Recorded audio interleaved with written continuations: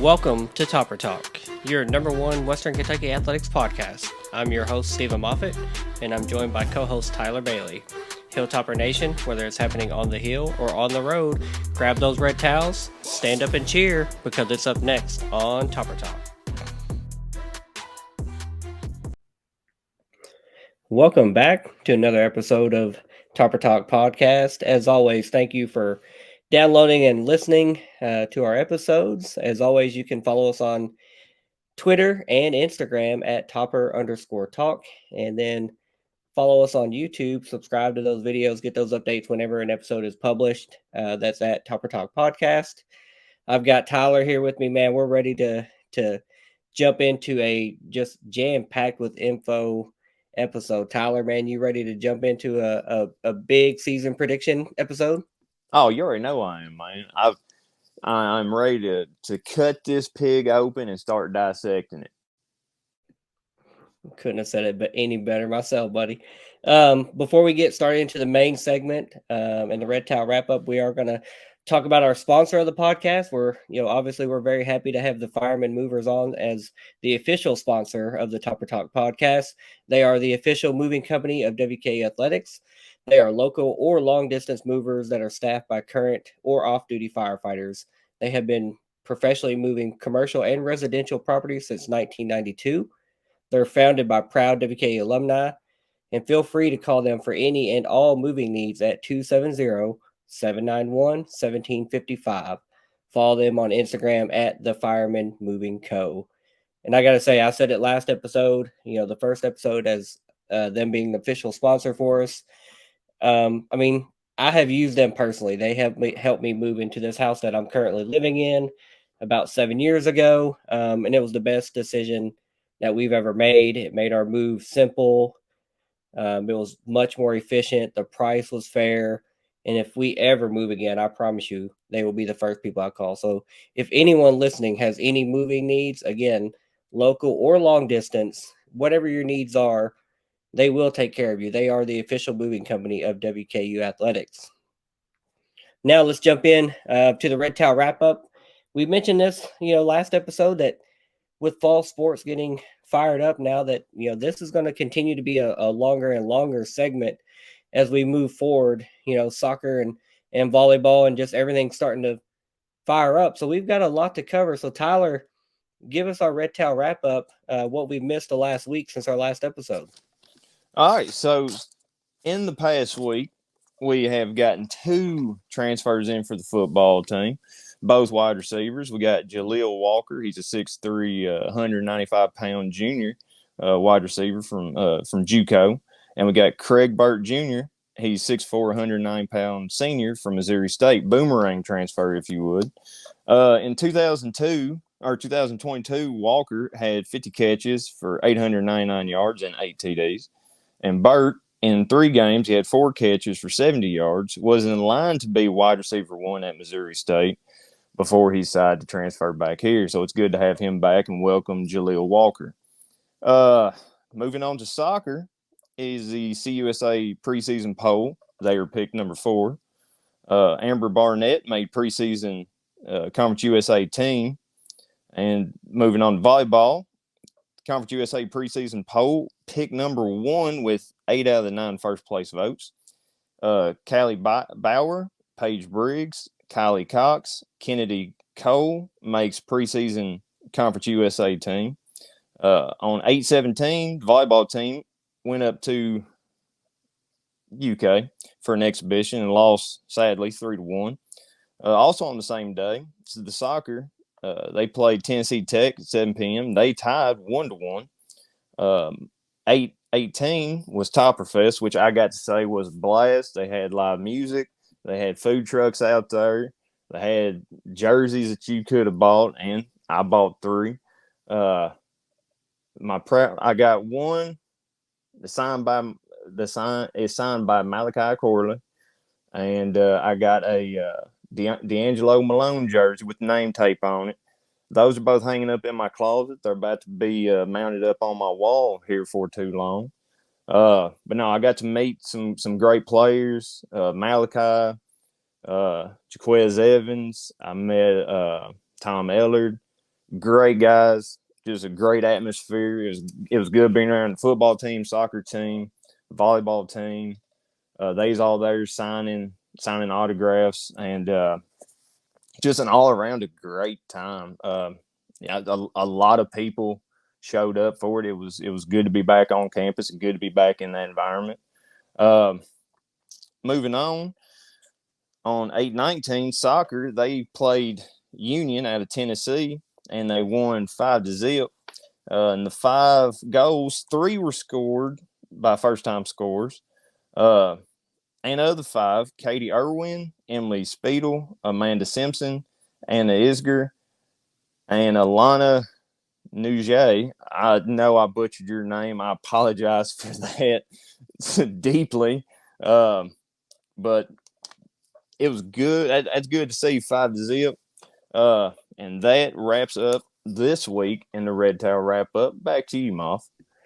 Yeah, man. I also want to touch on the Topper Fest last Friday because man, it was awesome hooking up with you. I hadn't seen you since the spring game. We got to see each other and hang out for a little bit, and got to um, meet some players. I got to see some players that I hadn't seen in a few weeks, and just talk to them and just let them know we're excited for the season, about ready to start. You talk about Jaquez and Malachi. We saw Marquis Step there. We saw Tom Ellard. We talked to Austin Reed for a second, and Coach Helton shook their hands and said we're excited to see him. They thanked us for the support. So we're glad that the players recognize what we're doing and are appreciative of what we're doing. And we definitely talked to some of those guys about possibly coming on. We let them know some of those high expectations and those bold predictions that we have for them. And if they come true, we're going to follow up and make sure that they know that we predicted some of those things to happen. But moving on, the main segment of this episode is a season preview and season prediction of the 2023 football season. CSA Media Day was a few weeks ago. WKU was picked first in the conference with 18 out of the 22 possible first place votes. If I recall correctly, I believe those other 4 first place votes went to Liberty.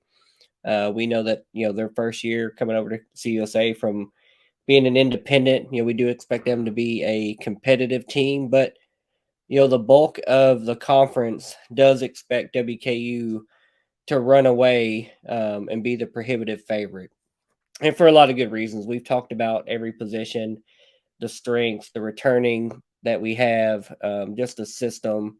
When you got QB1 and wide receiver 1 coming back, and then the defensive player of the year in the preseason in Evans, I mean, there's a lot to like on this team. And today we're going to talk about, kind of preview our season, preview our schedule, and then also give some predictions of what we think will happen, what we hope will happen. You could even say so. Just real quick recapping last year, we went 9-5 overall. We were 6-2 in Conference USA. We won the New Orleans Bowl 44-23 over South Alabama. Just absolutely slaughtered, one of the better teams in the Sun Belt. The team last year averaged 497 yards per game and 36.4 points per game. We did see our run pass mix shift a little bit in 2021. The Bailey Zappi year, it had been a 67% pass to 33% run. Last year it was 60-40, so kind of balanced out a little bit, having a little bit more of a balanced offense that kind of keeps you honest on opening up some of those plays across the middle and down the field. So definitely something I like to see, seeing a more balanced mix, not a 2-to-1 ratio, and surely not 3-to-1, because when everybody's going to drop back in coverage and dare you to pass, when we're running the ball 40% of the time like we did last year, and we have a good stable of running backs coming back this year, we'll call them underrated. We talked about the running back group not getting a lot of love from Phil Steele and nationally, but we have a four-headed monster of really good players that are complementary to each other, and just a couple guys that really could start almost anywhere, anywhere in this conference for sure. But that are just really good running backs. Obviously, we have Austin Reed coming back, quarterback 1, on just a ton of preseason award and watch list. Led the nation in passing last year. was number 3 in touchdowns with 40 last year, had 48 if you include the rushing touchdowns. So just obviously you're expecting to see another leap and step forward taken with him, with the familiarity with the offense, the coaching, the players, having players coming back. This is the first time we've had a quarterback coming back since Mike White, 2016. So it's been, 16, 17 when Mike White came back. So it's been a long time since we've had a returning starting quarterback coming back. We all know that there's a new offensive coordinator, but we're going to plug and play. We're going air raid. We're going to have the air raid with pro principles dabbled in there. So now, along with Austin Reed, we also have 6 other offensive starters that are coming back on that side of the ball. So Tyler, we've talked a ton about the talent on this roster. What are you expecting from this offense in 2023? Well, I'm expecting this offense to pick up right where they left off last season in the win versus Alabama, where they had 677 yards of offense. I mean, it is a new season with some new players in some spots, but I think with all the weapons that we have on offense surrounding, Austin Reed, there's no way people can stop us. I mean, if you try to drop back in coverage, we're just going to give the ball off to the running backs and let them just run it straight down your throats, and they're going to have a day at it. I mean, I'm expecting. Now, you said last year we averaged 497 yards. I think this year, because of my my prediction for the quarterback, I'm thinking we're going to average about 515 yards per game, and I also believe we're going to average 44.5 points per game, which I think we're just going to blow some teams out of the water. We'll get into that a little bit later with our score predictions. But I think this offense is going to keep rolling. And it does blow my mind, kind of, that this is the first time since 2017 that we have, a quarterback for 2 consecutive seasons. I mean, that's kind of wild that we keep this talent and the numbers up that we have here lately with a brand new quarterback every year. But I think the offensive coordinator, Drew Hollingshead, I think with him having worked with Mike Leach at Washington State and Mississippi State, I think he's going to have this offensive role, and I think he's going to put up some video game numbers in some games that we're playing this season, man. Yeah, I agree. And like you said, we have a returning quarterback, and it's Austin Reed. Somebody who came in last year, kind of in that shadow and under the pressure of filling the shoes of Bailey Zappi. Record-breaking year, 62 touchdowns, almost 6,000 yards in 2021. Nobody's doing that. Zappi had the advantage of bringing along his offensive coordinator, bringing along his, favorite targets in Jared Stearns, Josh Stearns, Ben Ratzlaff. So, it was legitimately a plug and play offense in 2021. A lot of people across the nation didn't think that, now that's not going to work. They can't do that. And they surely can't do that every year. But it reminded me a lot of when Brandon Doughty exhausted his eligibility, went to the NFL. Then the next year, Mike White was starting that. I remember the first game against Rice at home, the home opener, the first game of the year was a conference game. And everybody's like, what's this Mike White guy going to do? He came from USF. He didn't have good numbers there. He throws for like 400 yards and, 4 or 5 touchdowns and just had a crazy game. And in my opinion, that's similar to what we did with the Bailey Zappi to Austin Reed transition. Granted, I don't think anyone expected Austin Reed to throw for 6,000 yards and 60 touchdowns, but he didn't have the luxury of bringing his offensive coordinator and favorite receivers with him. He was literally new to the system and was a late arrival, in March, late into spring ball. And was competing as the backup quarterback when he got here to Jarrett Doege. We've talked about him supplanting him and Doege leaving and going to Troy, and we'll talk more about that later too. But obviously had a very good year. Now with this team this year, we'll talk about our exact score predictions, and we talked about what they did last year.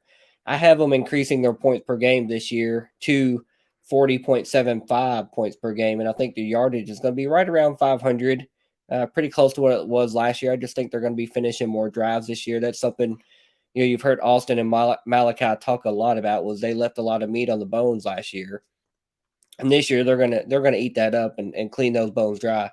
I really think first year offensive coordinator Drew Hollingshead is going to continue to build on what Zach Kitley and Ben Arbuckle has started over the last 2 years. Obviously, those two guys had a ton of success.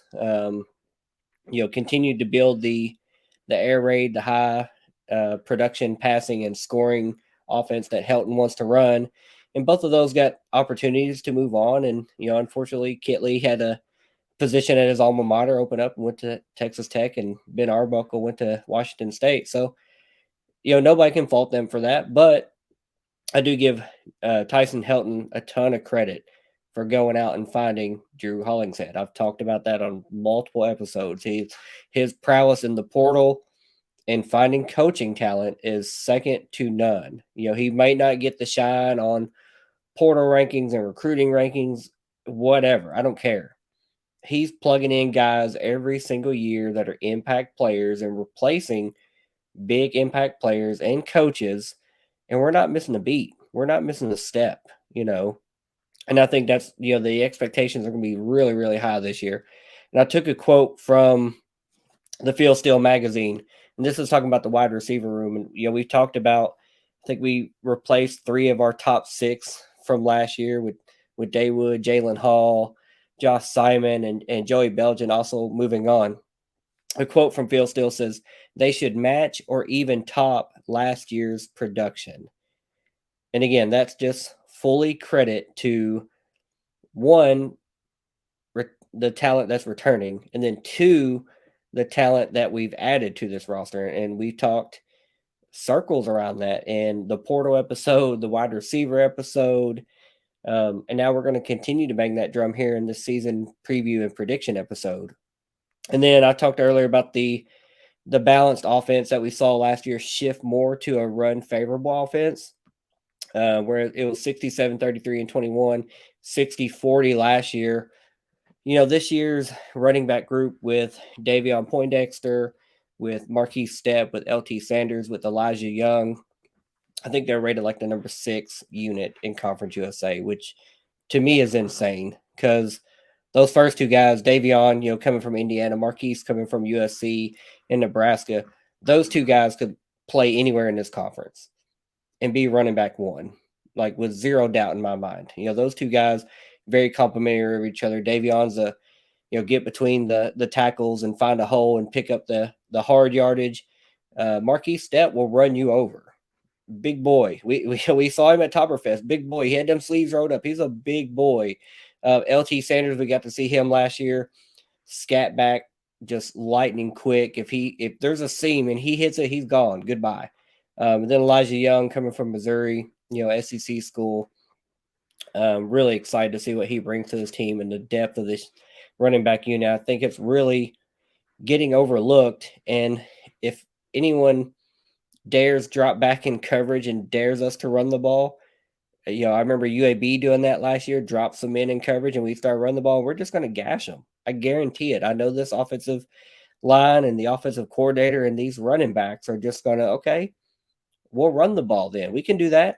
We're going to gash you for 5, 6, 7, 8, 9, 10 yards a run and get down the field just as quick as if we were throwing it over your head. So pick your poison. Very confident in this offense. Talking about the defense, last year's team in 2022 gave up 384 yards per game and 23.4 points per game. In the first year under defensive coordinator. This year we've got 4 starters back on that side of the ball, the defense. And on paper, and we've talked about this, the defense is the biggest question mark of this team. 4 starters returned out of 11 guys. But we've also talked about the strengths at every level. When we talked about the additions at defensive line, multiple P5 guys coming back at linebacker, guys coming back in the secondary, the defensive backs and the cornerback, safeties. So, again, I really think this unit is also kind of underrated and not going to be as big a concern as, what people expect and think just because they see 4 starters coming back. So you're replacing 7 guys. Tyler, what are your expectations for the 2023 version of the WKU defense? I want to start by saying a quote that we had previous in the season with Nante. He said it's a youth movement, and you can see that we did lose a lot of players, unfortunately, but it's always reload, never rebuild. I think our defense is going. I think it's going to surprise some people this year. I definitely think it got disrespected a little bit in the field still. Because it's not like these players are coming in and never played a snap. I mean, we got some transfers from schools where they were starters. Um, it, these guys ain't no scrubs. That's what I'm saying. Uh, I think the defense, the new guys are definitely going to be stepping up into that starter roles. They didn't play a lot last season, but they had to sit behind, the players that left or and they had to learn something from sitting behind them and watching them, either their work mentality or a certain move that they like to do, and had tried to work and practice on that and get better. I mean, these guys, I think they're going to do better than expected. Um, I see them. I think Phil still has them giving up an average of 28 points per game.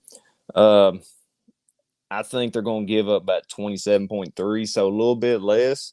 But with the way our offense is going to be playing, I don't think we're going to be in really many shootouts this year. I think the defense is going to stop them. We're going to score, and it's just going to kind of be that pattern. Um, and I also believe, Jaquez Evans, I think he might as well just set up a tent in the backfield. I think he's going to be living back there with the QB and the other team's running backs. But I think this defense is going to surprise some people this season, man.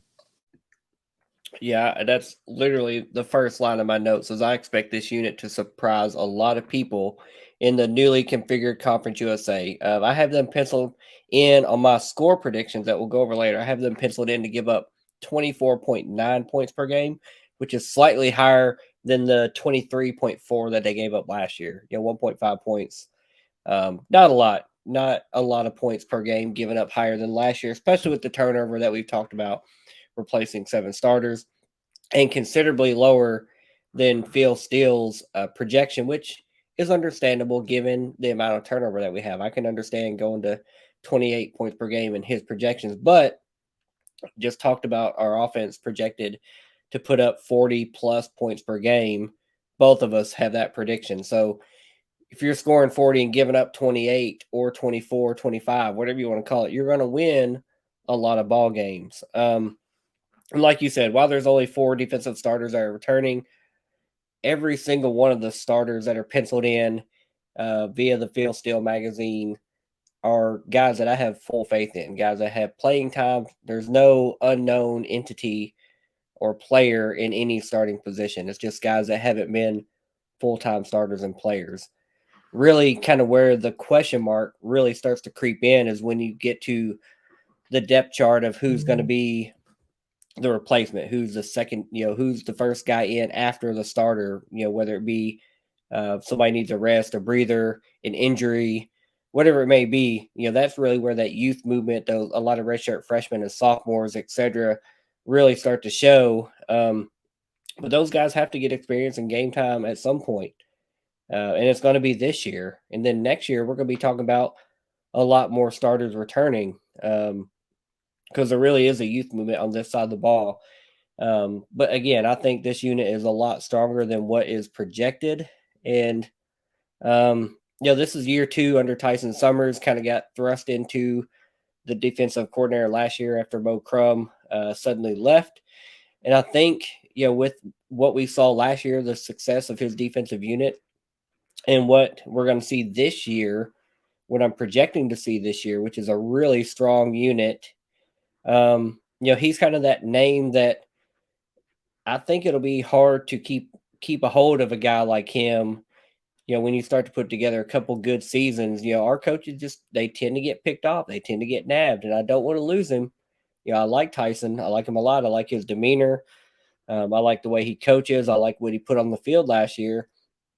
and I expect to see more of it this year. What we saw last year, which was a really just sound and solid defense with a lot of good plays and playmakers and guys that are forcing turnovers. We were near the nation's leaders last year in turnovers forced and turnover differential, and that's just not an accident. We're picking off a lot of balls. We're forcing a lot of fumbles. We've got guys that are just putting their nose on the football and then going and getting the football. So, I expect more of the same, albeit new names, new faces, people we've talked about and highlighted. Um, but I think this defense is going to be really solid. Now we're going to break down the schedule. We are going to break it up into the non-conference portion, and then we're going to talk about the conference slate. I really think the non-conference part of the schedule breaks down really interesting. I think every game has a significant storyline surrounding it. First of all, the USF game is a return game from the contractual obligations from when Willie Taggart, boss hog Willie Taggart, took that job at USF back in 2013. They had to eventually they had to schedule a home and home with us. The first year of it is this year, obviously, and I think it's a few years from now before we go back down to USF. So excited for that game, to finally be on the schedule.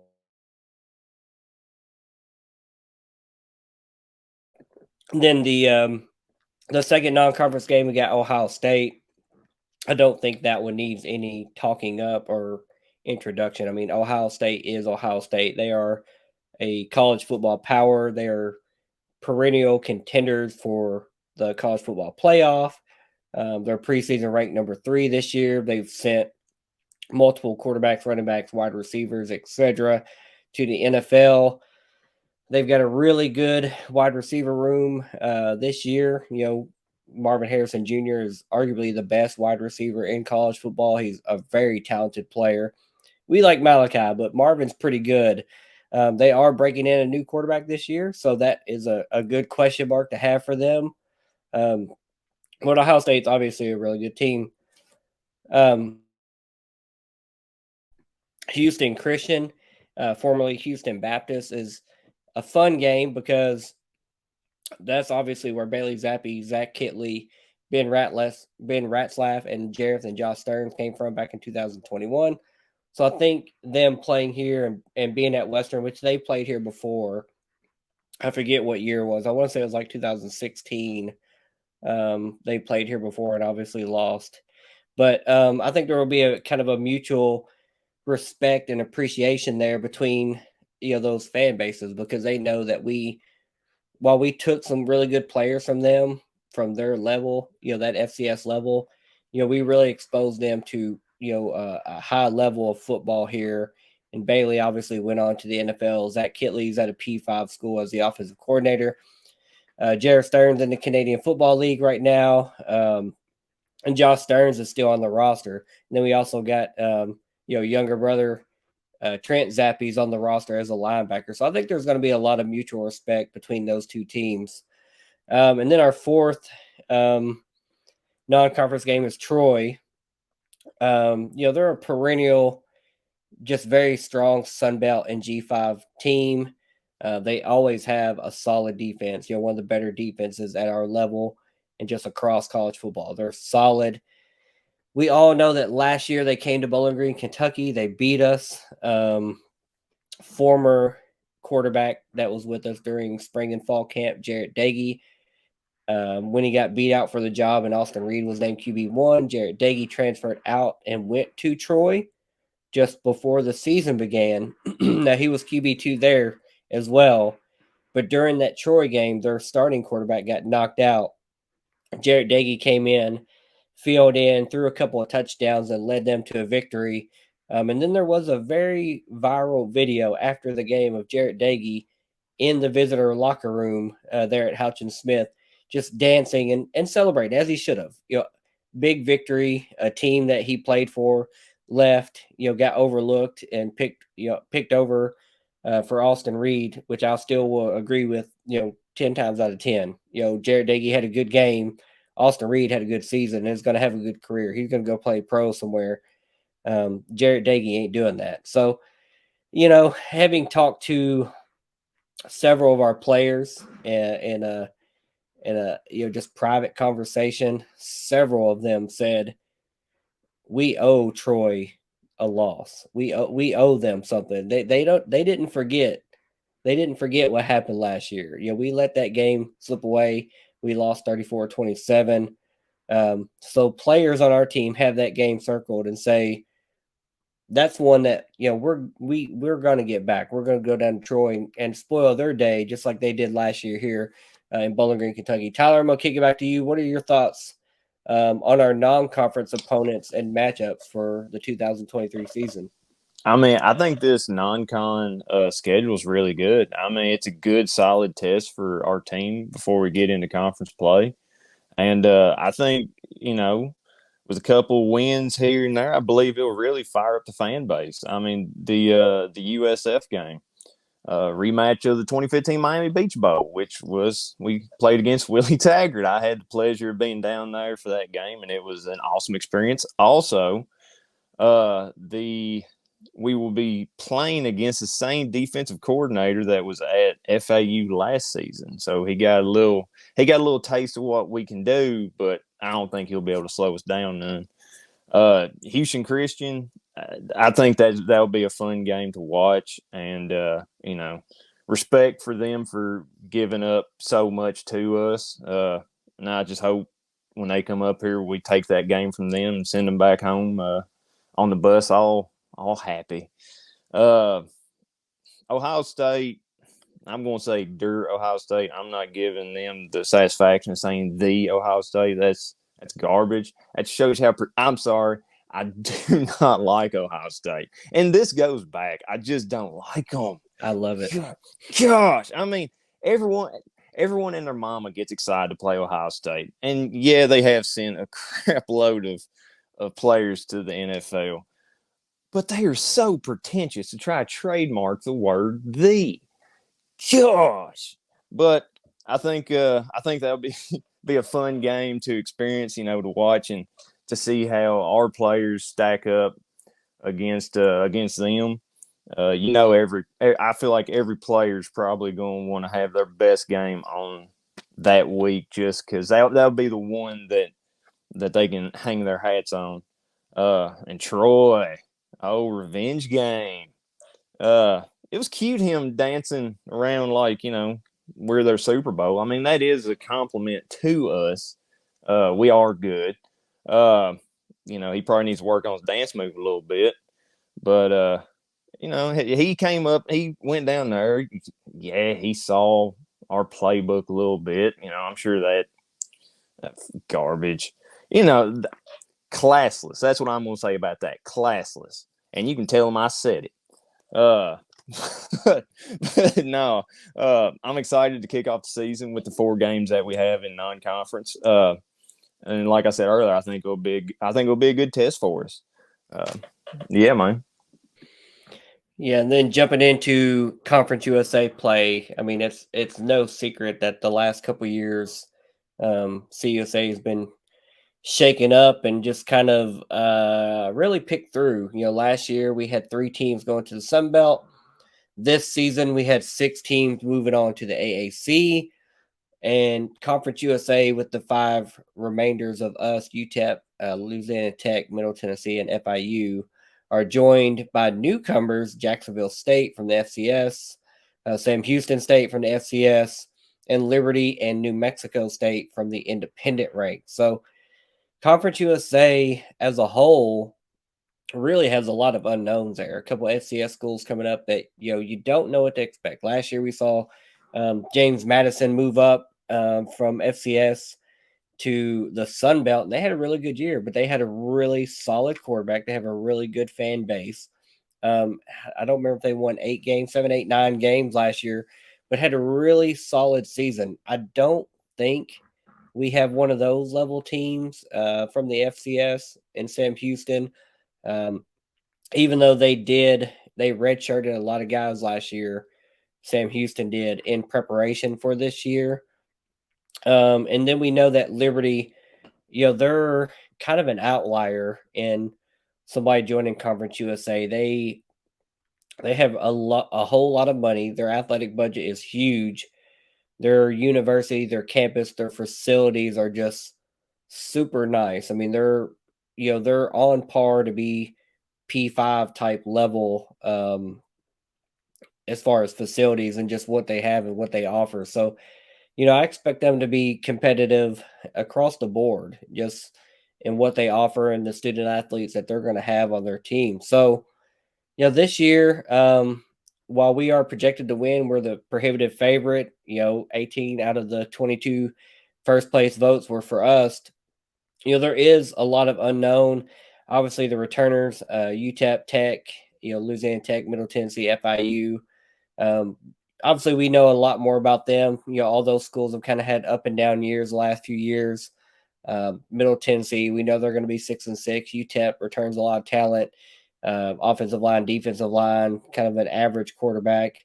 Louisiana Tech is kind of moving towards that, high flying offense. Sonny Cumbie, coming over from Texas Tech, he was the offensive coordinator there. He got hired away to go to Louisiana Tech, be the coach there. That's why we lost Zach Kitley. Thanks a lot, Louisiana Tech. So really, Conference USA is a big batch of unknown. But in my head, the unknown is I think we're going to be okay because I know what we bring to the table. We're going to control what we can control.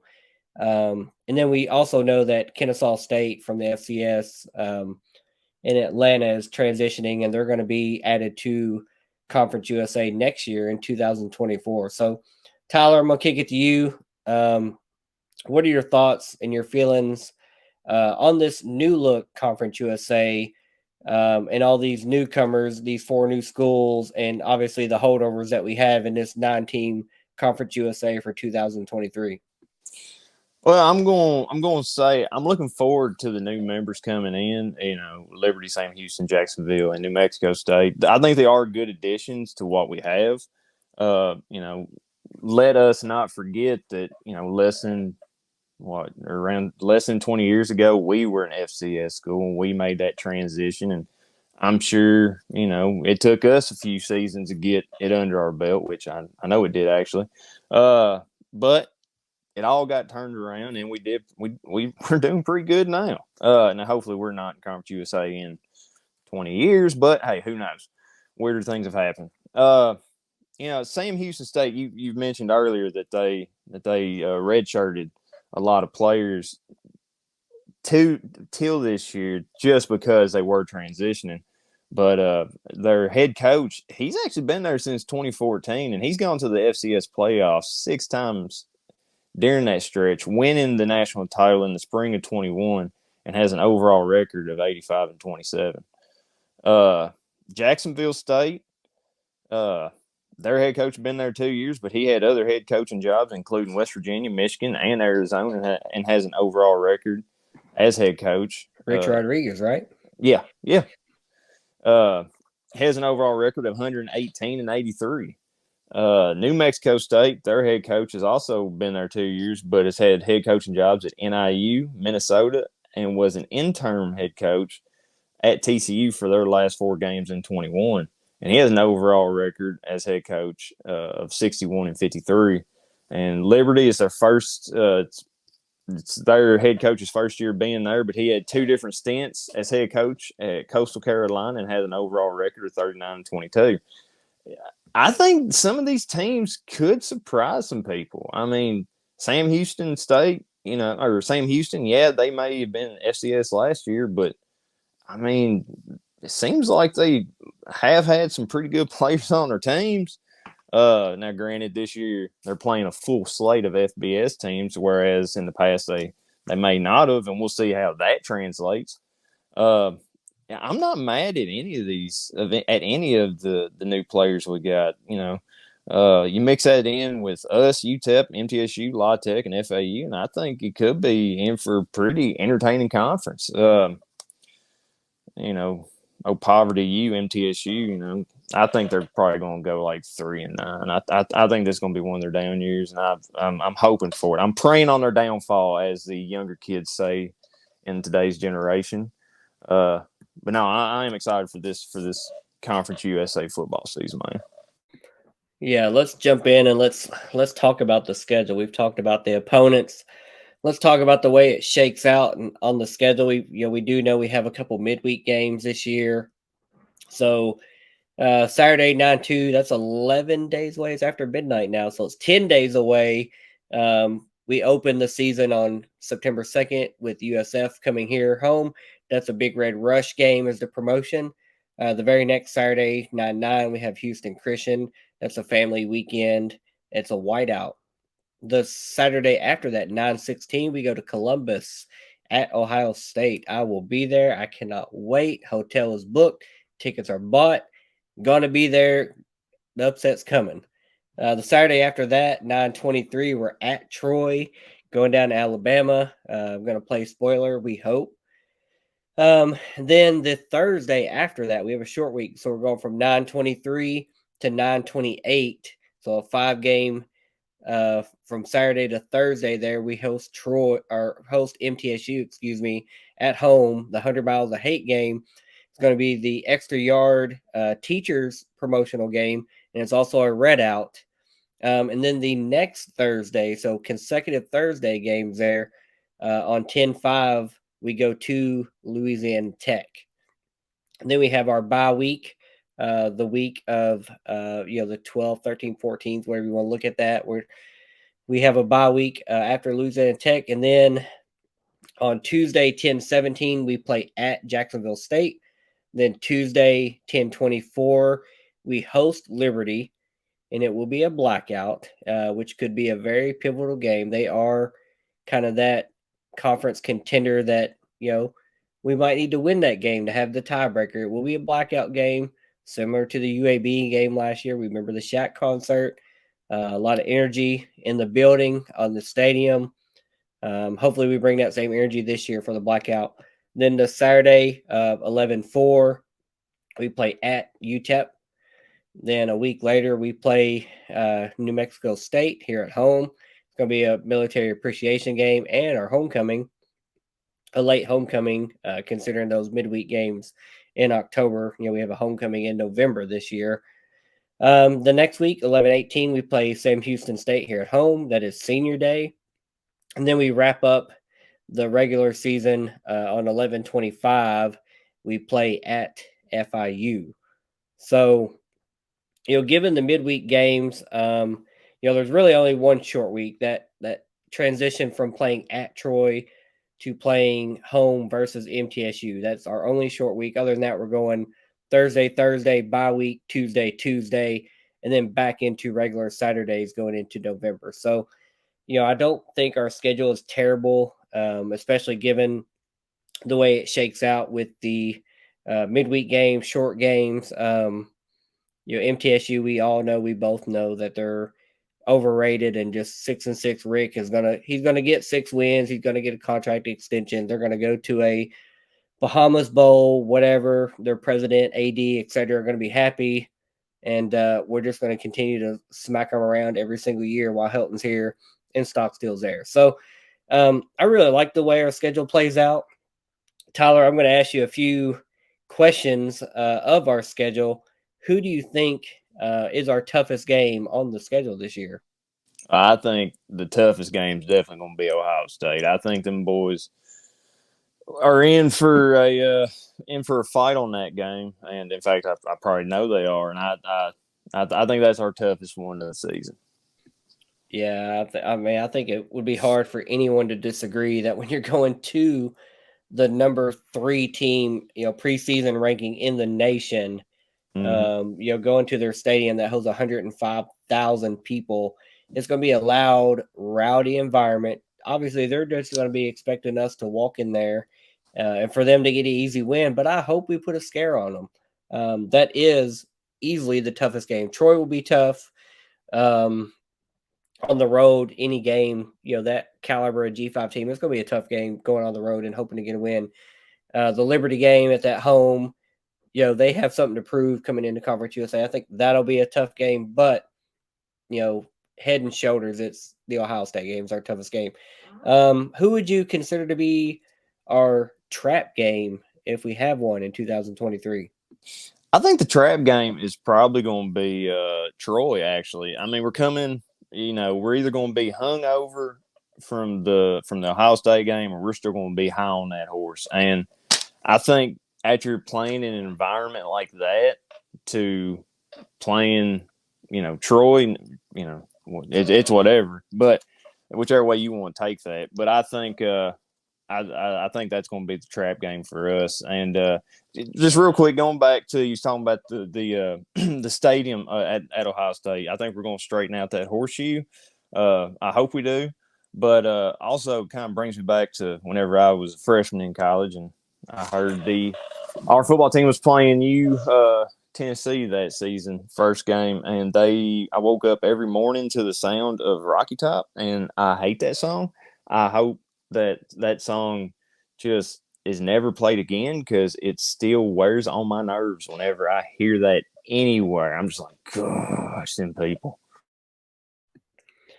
Yeah, my trap game. I'm really kind of flipping a coin here between going to Troy and playing MTSU.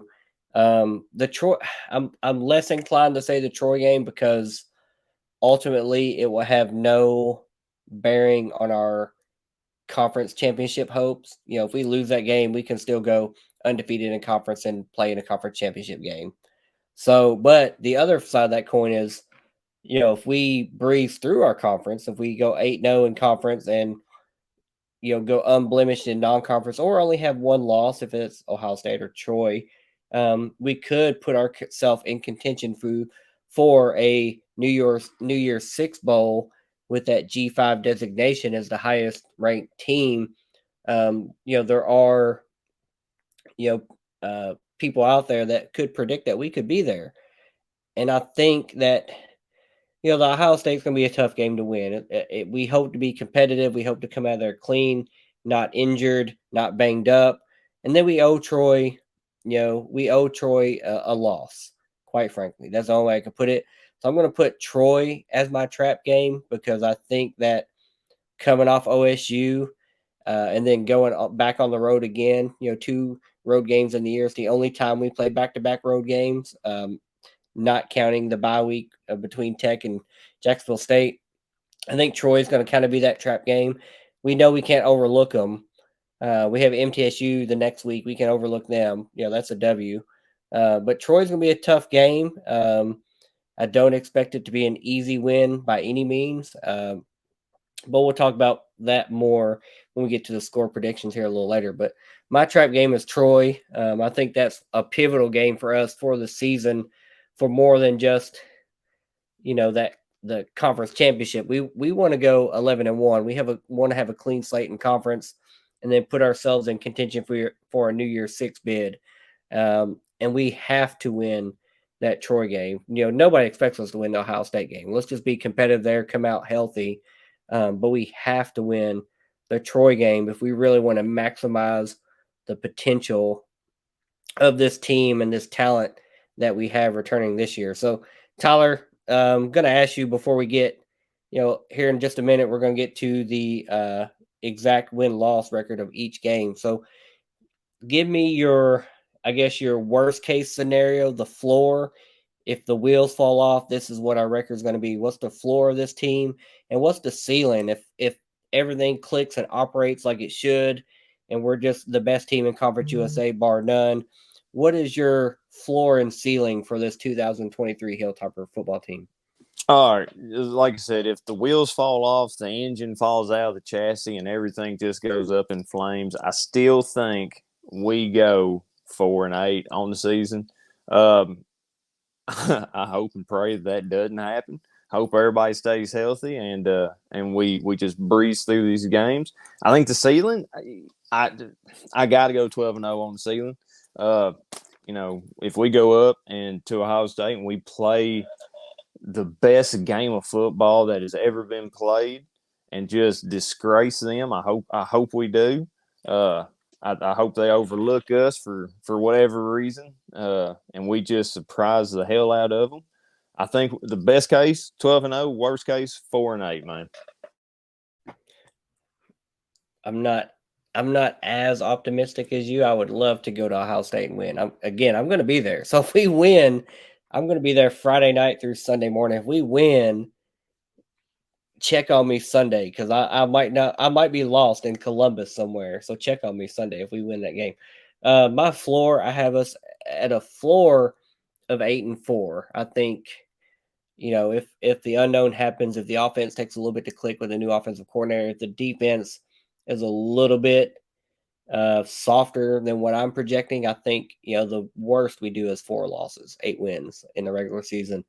My ceiling is 11-1. That Ohio State game is, again, as much as I would love to have an upset victory, it's hard to project and predict that one as a victory. Even though I hope I'm wrong. I hope on the 17th of September or whenever we come back to record for that recap of that game, I hope I go, hey guys, I had us losing, 41-20, whatever that score might be.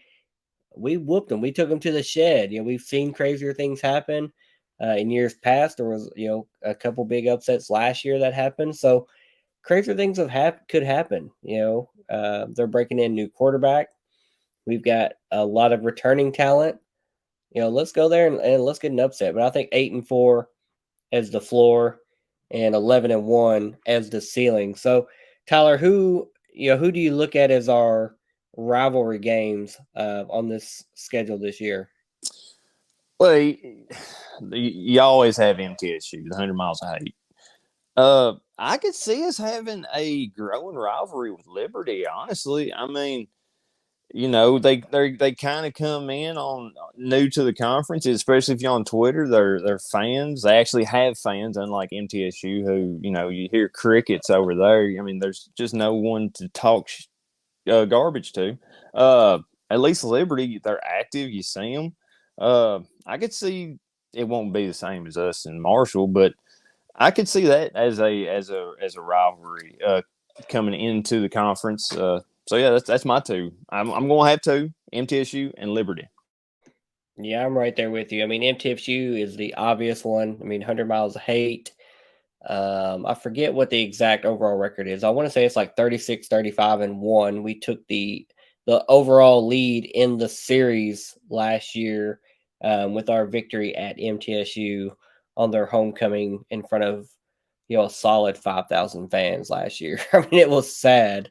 Um, but yeah, they've lost I think like 4 or 5 games in a row to us now. So call it a rivalry, call it an automatic W for Tyson Helton, call it whatever you want to call it. But MTSU is a historic rival. The 100 miles of hate isn't going anywhere. We don't like them. They don't like us. They come to our place.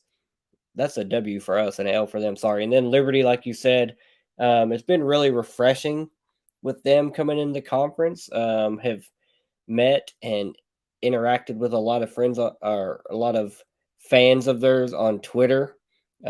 Several of them have said that they're going to make the trip to the game this year. So hoping to meet up with them and just get to put a face with the name. They seem like a very supportive bunch of their team, like they should be.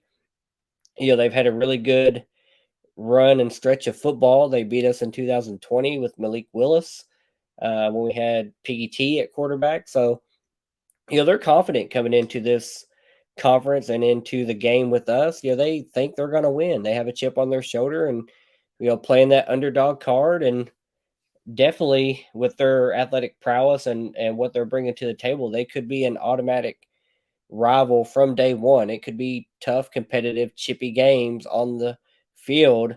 But I really like what I see from them just overall in their athletics. And their fan base seems very knowledgeable, very supportive, very respectful. Obviously, as we get closer to game day and on game day, that may be a little bit more tense. Hopefully, up until the whistle blows, and then we won't be friends. And then after that 60 minutes is up, we can be friends and celebrate the loss that they had to take. But I think that's going to be a really fun potential budding rivalry that we have for them. So now we're going to jump into our win-loss predictions for each game. We're gonna alternate this from week 1 on down to game 12.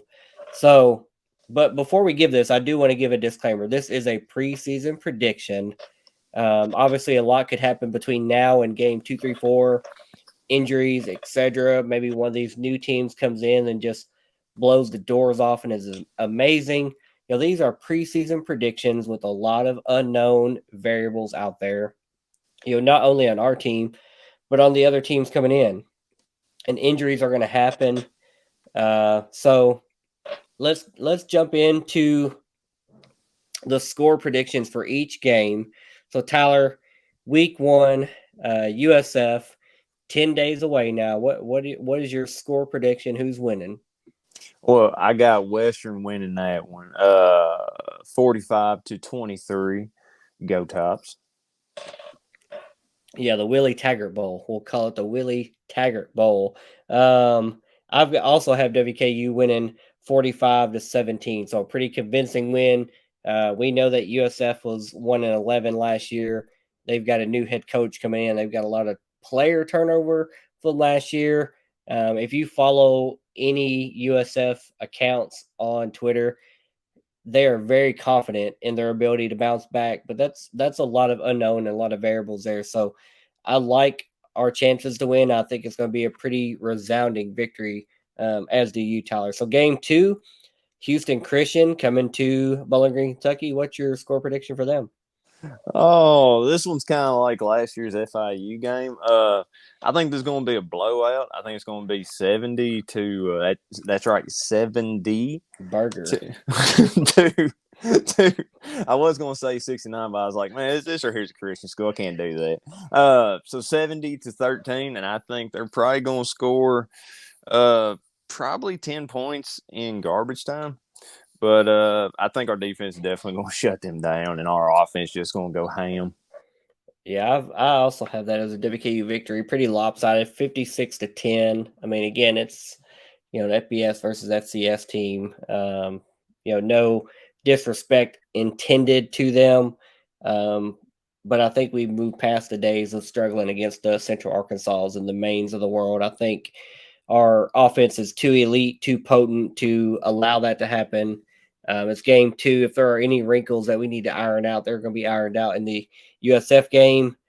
A resounding victory from both of us, whether it's a 70 burger or 56-10. I think it's going to be a solid victory. Week 3, going to Columbus at Ohio State. Tyler, what you got? All right.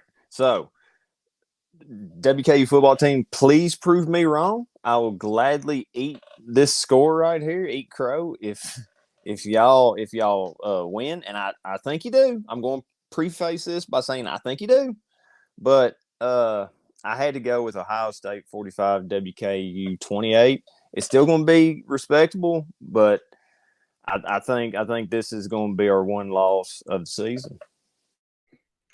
Yeah, I think what you said is exactly what needs to happen. It needs to be a respectable game. It can't be a 70-13 game. It can't be Houston Christian 45-28. A 17-point loss is respectable. I've got it a little bit wider than that, but still respectable, still competitive. I've got it 41-20, Ohio State winning. So, WKU still putting up points. I kind of liken it to the Auburn game last year. We were tied with them, on the road at Auburn. We were tied at halftime. And then the second half, the depth, the run game, etc., just kind of wore us down. They pulled away and won that game. I don't want to say convincingly, but it wasn't in doubt in the second half. And I kind of think that same thing happens with Ohio State. They're going to be a very good and solid football team. We want to come out of that game just healthy. That's what we want to do. We want to compete. Our star players and everyone want to have good game tape against a good P5 opponent, and then pack up and get ready for the next one, because then we go on the road to Troy, Alabama. Tyler, who you got at Troy? I got WKU winning this one because piss on you, Troy. 41-35. I think it is a close game, so yeah, 41-35 Troy. You lose, we win. Get over it. Yeah, this is my closest game of the year on my schedule prediction, just because I I have that much respect for Troy and their defensive, um, just what they always play on defense. They're a tough, solid, physical, run to the ball defense. Carlton Marshall will not be there. He had 107 tackles every game last year, and we saw a lot of him last year. NCAA's all-time leading tackler graduated. He's gone, but there's still going to be a really solid defense returning. I have us winning 31-28. So by 3, um, we'll likely be road underdogs. Whether it be 2.5, 3, 4 points in that game, likely underdogs in that point in that game. Whenever the point spread comes out the week before, but I like us in a close victory. I think we're going to go down there. We're going to exact some revenge from last year and get the W. Finish out 3-1 in non-conference play. So give me a Hilltopper victory by 3.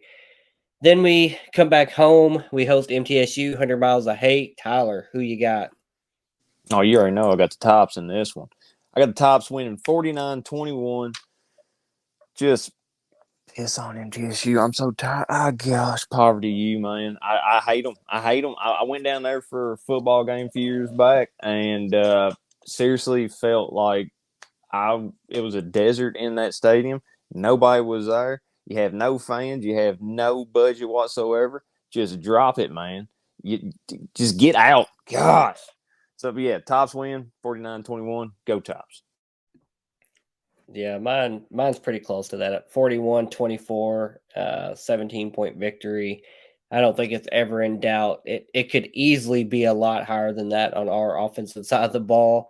It really could come down to weather or just health coming out of the other games or how early we're blowing them out and we let them get some garbage time points. I don't know. There's a lot of variables that could be there, but I don't think we're going to have any trouble putting them away and getting that victory and extending our lead in that series of the 100 Miles of Hate.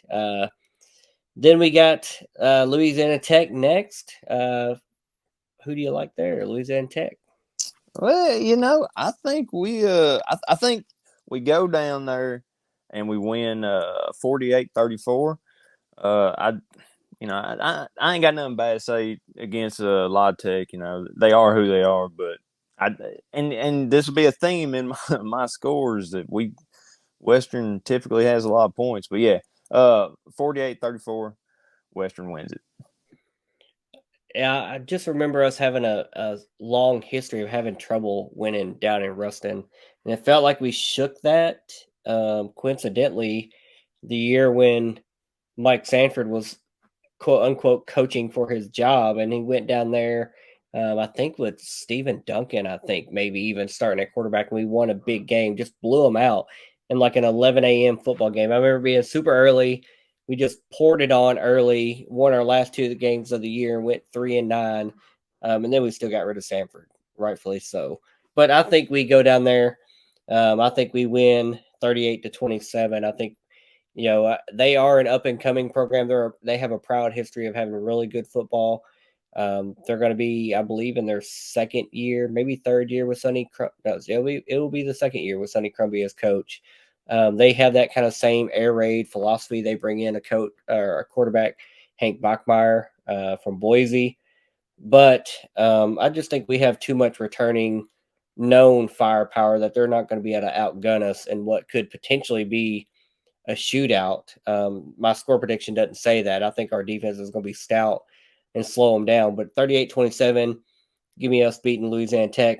Then we have our bye week before we go to Jacksonville State and play them there at their place. So, Tyler, who you got at Jacksonville State? All right, so this will be our first or our second FCS. First time playing them, Jacksonville State, that they moved up to the FBS. I think we kind of disrespect them a little bit, 52-24. I think Tops win that one. I don't think that they can handle our offense. I have respect for their head coach, but at the end of the day, I think our firepower and weapons just overpowers them, man. Yeah, I kind of have a big gap there as well. even coming up, even having a good coach there that they have, and Rich Rod, I still think they're not going to keep up with us in year one. Maybe down the line, 3-4 years from now, once they recruit at this level, they might. But I've got a 48-28 victory for WKU. And then we host Liberty in the blackout game. Who you got there? All right, so this is my close game of the season, the closest one by far. I got WKU winning 38-35. I think they keep it kind of close, and I think both teams just have a good offensive game. So yeah, 38-35, Western wins it. Yeah, I think this is one of those games that'll be like a plus 3.5 or plus 5.5, or rather minus 3.5, minus 5.5. I think it'll be in our favor, us at home.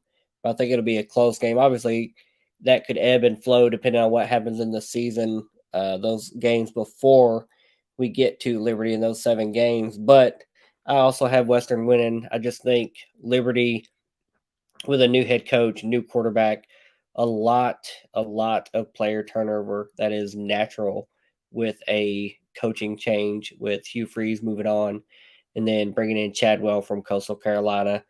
I think he's a good coach. I just don't think he has Grayson McCall as quarterback on his roster. He may have some very good players, but I just don't think year one they come in and crash the party and win Conference USA, and they surely don't beat the favorites in Conference USA, us.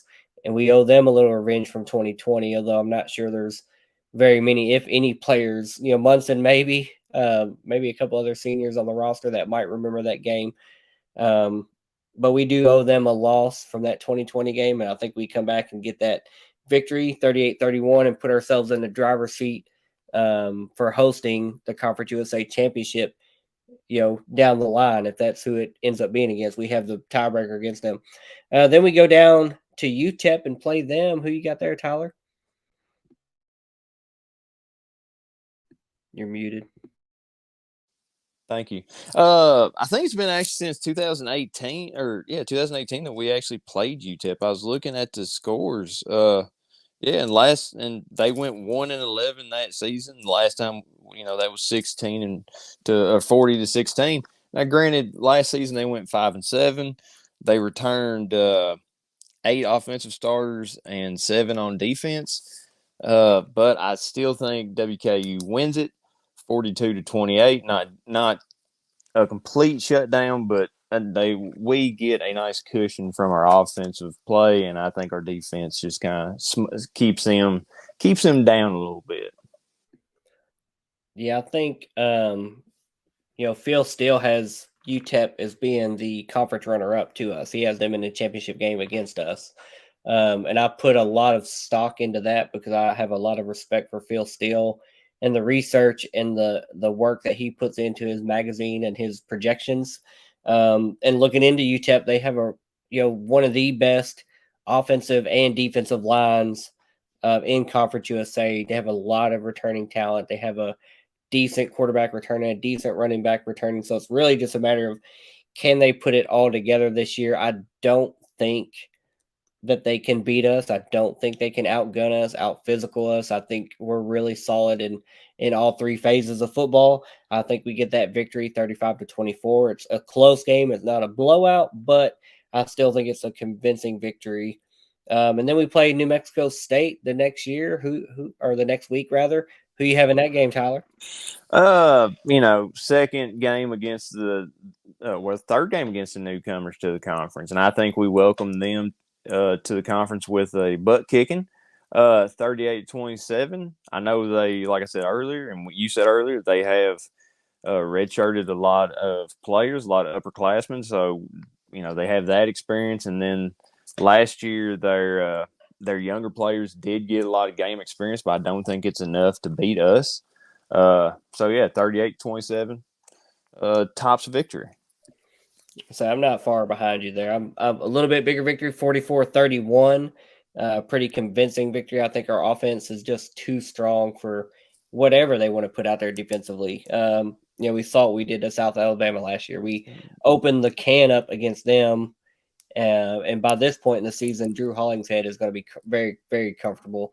I think we saw the growing pains last year with Ben Arbuckle. We saw a couple early losses, the Troy game, the North Texas game, the Indiana game, games that felt like we could have won, but having a new offensive coordinator that might have been a little bit more reserved, sometimes leads to those losses in games where maybe you were the better team.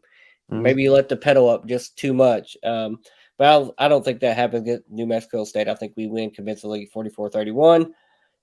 Then senior day, we host Sam Houston State the next week. Tyler, who you got in that game? I got WKU winning 45-24.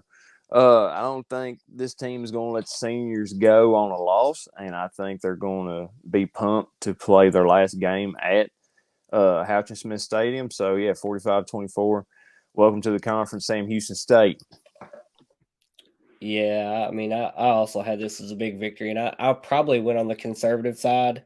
Getting this late in the season, weather could be a factor. It could be super, super cold like it was for the Rice game last year, which could slow down some of that air raid and might become more of a ground and pound game. But I still have a convincing victory on senior night.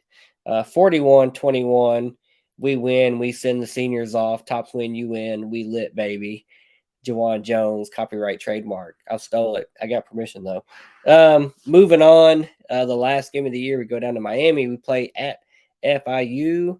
Their senior night. Obviously, who you got there? All right, so I'm hoping that this is a repeat of the game we had last season against them, where I don't think they got past the 48-yard line all day. I hope it's the same thing.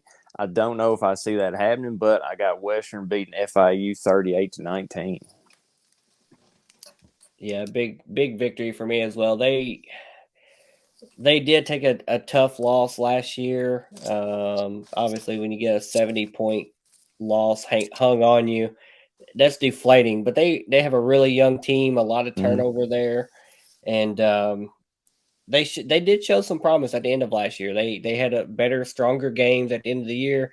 They've got a newer coach. I think he's in his second full year, so a younger roster. Finally getting up to full scholarship amounts, but the talent disparity is still there. WKU is still going to go down there and just put a whooping on them. Ruin their senior night. Much like we did FAU last year when we gave Willie Taggart his pink slip, sent him on his way. So, we hate to do that, but we're not losing to FIU.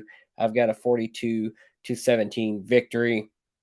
So, looking at our overall records, correct me if I'm wrong, but I think we both have us going 11-1 as our full record, with that one loss being Ohio State, a couple close games, Troy and Liberty.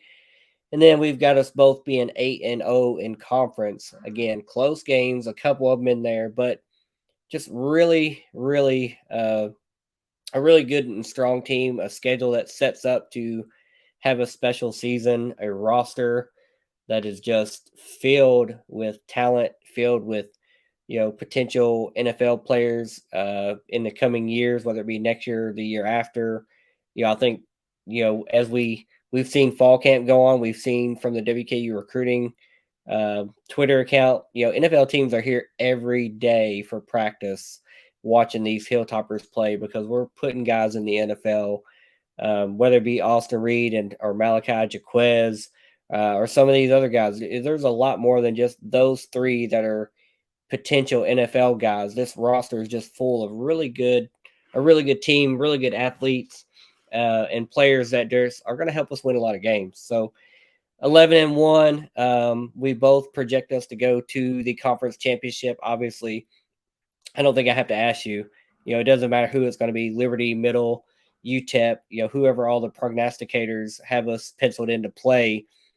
I think both of us would say that we're going to win the conference championship. We saw the team photo that came out just a couple days ago that was fittingly and foreshadowingly below the lettering that says conference champions right above them. I don't think that was an accident. I don't think that was a mistake. I think the team, coaches, photographers, somebody knew what they were doing when they said, "Hey, let's take the picture right here. Can y'all just get right here, say cheese, and take that picture?" So I think this season and this team is really going to shape up to be a special one that we haven't seen come to fruition since that 2015 and 16 stretch where we went 12-2 and 11-3 and broke into the top 25. This team certainly has the potential to do that if both of our score and game predictions are correct, and we only lose at Ohio State and we run the table the rest of the way. It will be hard to keep us out of that top 25 conversation. And I hope we get there, and I think we can get there. So I'm really excited for this season. Obviously, we've now gone through a long off season, and we've talked about the spring game.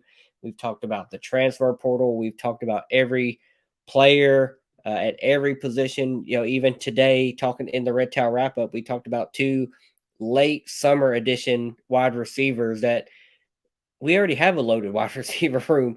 We added two more 6'3" and 6'4" guys that have a lot of production potential that they bring to this roster. And we were already loaded. And then we add two more guys to it. So, man, this season is very quickly, again, 10 days away. It's 1 a.m. now on Thursday as we're recording. So, really excited for this team.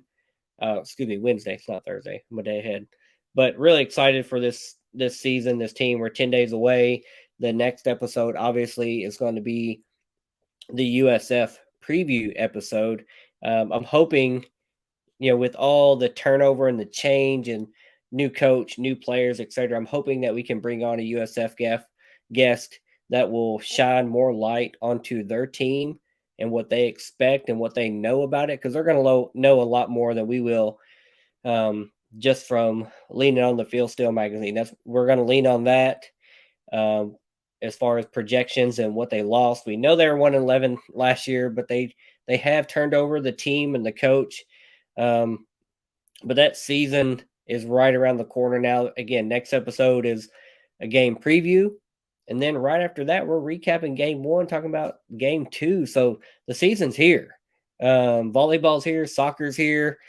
Fall sports are starting.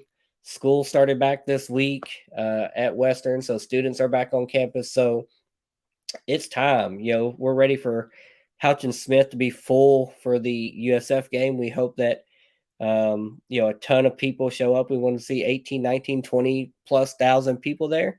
No matter how hot it is, no matter what other teams in state are playing, we don't care. We're going to show up. We're going to wear red. We're going to be loud and watch this Hilltopper team that is going to be a special, special, special team and a special season this year. Kick off the season the right way. Drew Hollingshead, Austin Reed, Malachi Corley, all these guys are just going to open up and get to show this Corvette offense that is going to be on display this year. So that's my final words for the episode. Tyler, I'm going to kick it over to you, let you give your final words for this season preview and prediction episode, and just how close we are to kickoff now. Again, 10 days away. Give us your final words and then take us the heck out of here. I mean, it's like Phil. I ain't gonna sing it, but it's like Phil Collins said. Can you feel it coming in the air tonight? I sure can. I mean, the season is practically here in a week and a half. People will be in Houchins Smith Stadium, rooting, cheering, having a hell of a time watching a WKU victory. It's my weekly kind of try to get people out there get to the games, because everybody, this team deserves to be seen in person, not on TV, not on radio. These players deserve to be playing in front of a loud, sold out Houchins Smith Stadium. There's no excuse for it. I don't care if UK's playing. I don't care if Louisville's playing. I don't care if UT's playing. Forget them. I would rather watch a game in person than go and watch a game on TV where you can easily catch the highlights up on the ESPN app or any sports app that you have on your phone or TV, computer, whatever. come and support this team, the coaches, everybody. And that goes to every fall sport. Soccer needs people to go watch that. Volleyball, it's going to be another dominating season. I feel that. I fully believe that. So yeah, everybody get out, support the Hilltoppers in every game that you're able to go to. And really, let's get ready to kick some ass. WKU, it's coming. Something special, something big is going to happen this season, and I'm just really excited for it. I'm as young people say, I'm feeling myself. All right, I'm ready to get this season under wraps, or to get it underway. And I can't wait to be doing the wrap up for the USF game, man. So, and also, if that don't get your fire lit, well, then your wood's wet. All right. So with that, I'm going to say, Steven, Moff, who has it better than us? Nobody, buddy. Nobody. Go Tops. Go Later, Tops, y'all. guys. See you. Topper Top.